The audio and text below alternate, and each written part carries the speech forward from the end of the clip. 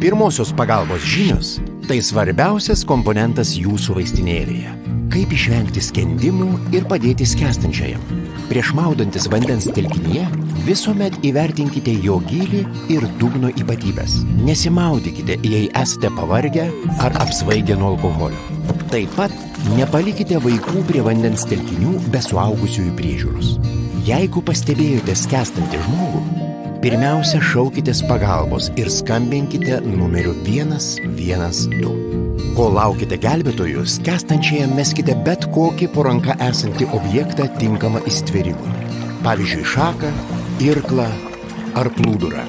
Ištraukus nesąmoningą ir nekvėpuojantį nukentėjusį į krantą, būtina kuo skubiau pradėti jį gaivinti. Atlikti nuo 2 iki 5 įpūtimų ir 30 krūtinės ląstos paspaudimų. Gaivinimą tęskite tol, kol sulauksite specializuotos pagalbos. Informaciją parengė Vilnius sveikiau. Geros savijautos biuras. Sužinok daugiau.